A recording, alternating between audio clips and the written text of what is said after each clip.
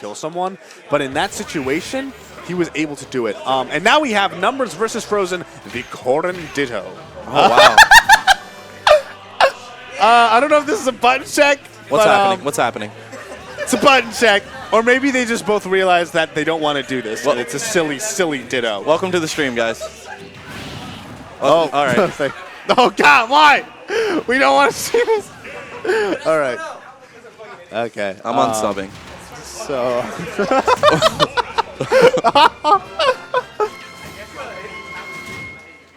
GG's to John Numbers again. Are there any IQHQ people left in the bracket? No, you know, we had Vinny and we had Will here today, and they had to take each other out. We saw hype sets, and if you guys just got now tuned in, you know, obviously watch these last two matches, but we had some hype matches on the VOD, and should be up on the House of 3000 YouTube as well. So just a great tournament today, really hype matches, and these players here in New York are just so great with their characters. Oh, I think what happens, they couldn't gentleman to that stage because there are no gentlemen's on stream. I don't know actually what the reasoning behind that. I'm telling you right now, there was no reasoning. That's just them. That's just them being the characters they are, and they're so wacky.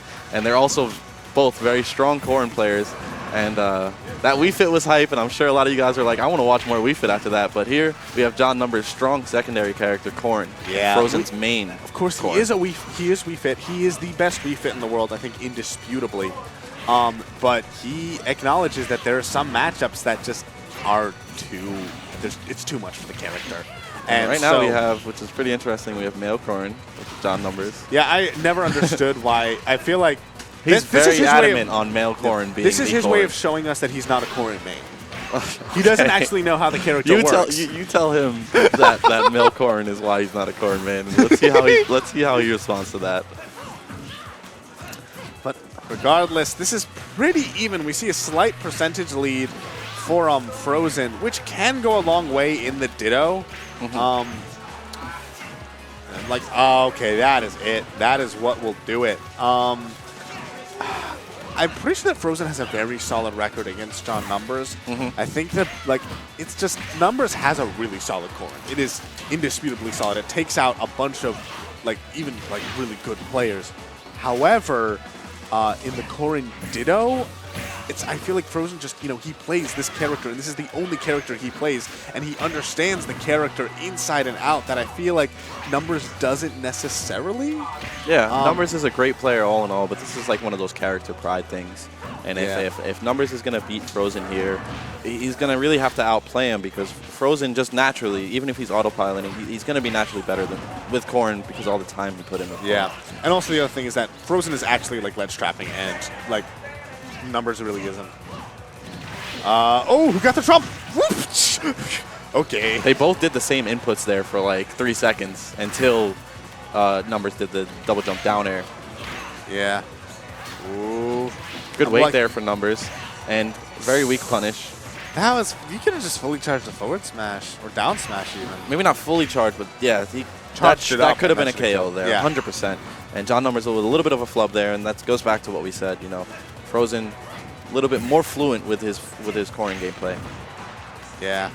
But you know, John Numbers, such a smart player, great player. You know, he has best of 5 here to adapt, and I don't think we're gonna see the Wii Fit trainer. No, I have a feeling that Numbers is going to be sticking to his guns. I mean, that side B just like it does a lot on the ledge to what Wii Fit tries to do.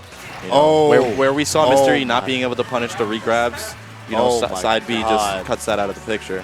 Yeah, no, that is 100% why he's not going to be playing Wii Fit. Oh my, I didn't even think of that. That's John Numbers thinking all of that, man. And now you see him here, able to take a stock versus Frozen, and definitely near kill percent from a well-played, strong move.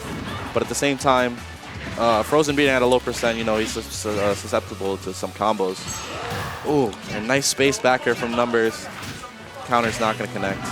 Okay, we do see Numbers starting to make this percent deficit come back, but he is sitting definitely at kill percent from about half a dozen options from Corrin. Right. And he still has to get quite a few more hits in. This is it, guys. This is the Corrin Ditto. It was going to happen eventually. Just side B, side B, side B. Yeah, they're just jumping around, using all their movement options, trying to stay frisky. Oh, wow, I can't believe that missed, actually. And John Numbers doing a great job here, despite us talking bad about his Corrin. He's He's brought this back, all the way back. Yeah, I mean, I think if the Nice one ledge thing cancel though, there. the one thing is not only is there a percent, it's still a little bit of a percent lead for Frozen.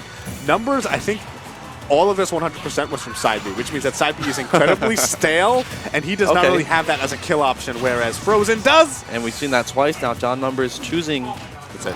No, Oh, John Numbers saying, oh my god, very scared after that grab. And up throw percent is nearing because of rage. Ooh, and even across Battlefield. Yeah. Good job from Frozen there. Covering a multitude of options with that side B. Numbers saying that's so stupid, you're playing the same character. You have that same Frozen stupid that? option.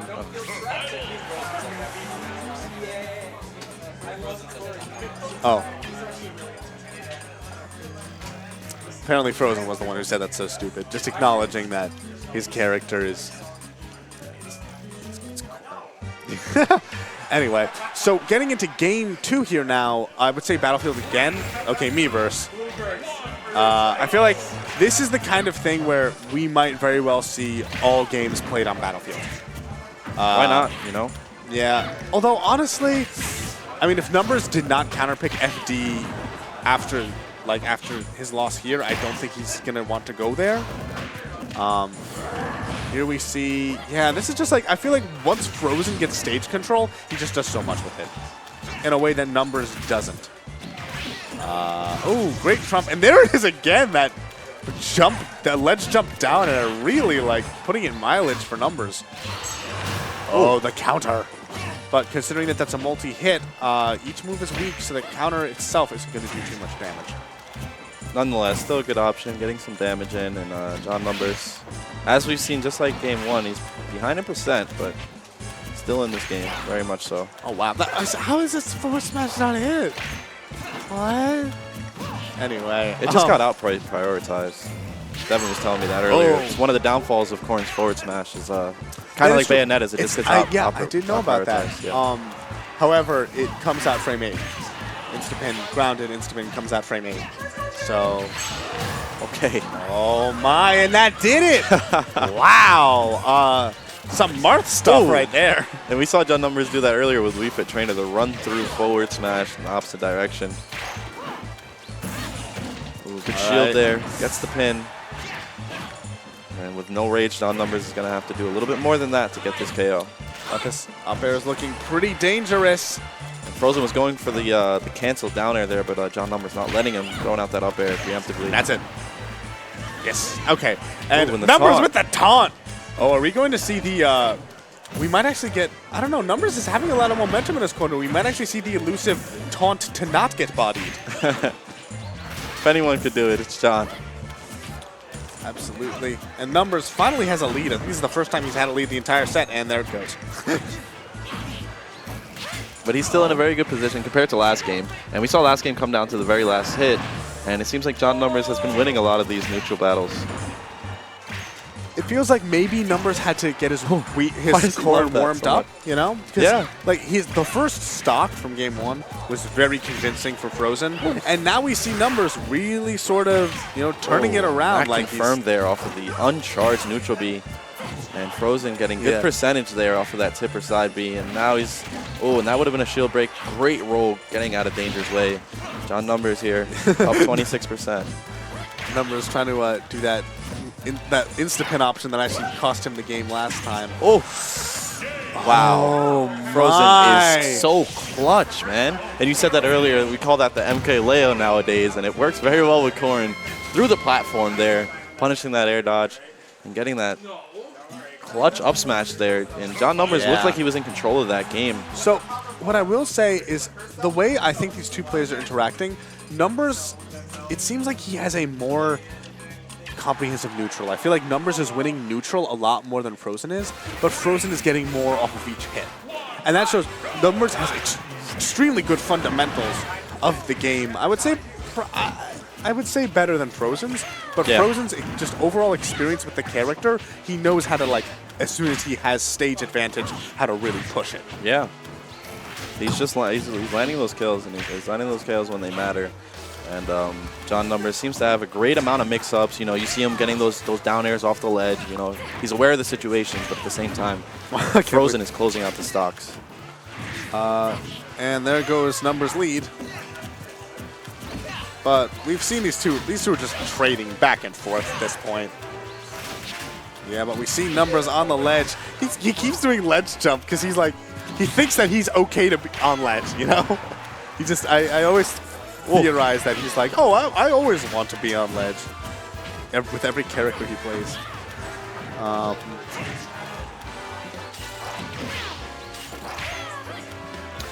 Here it is right now. And I hate to say it, but we saw earlier in Winners Finals when Frozen played Venya, and Frozen was up 2-0, and for whatever reason, Venya was able to clutch out that game 3 and reverse 3-0. That is very true. Do you think John Numbers is capable of doing it in this Corrin Ditto?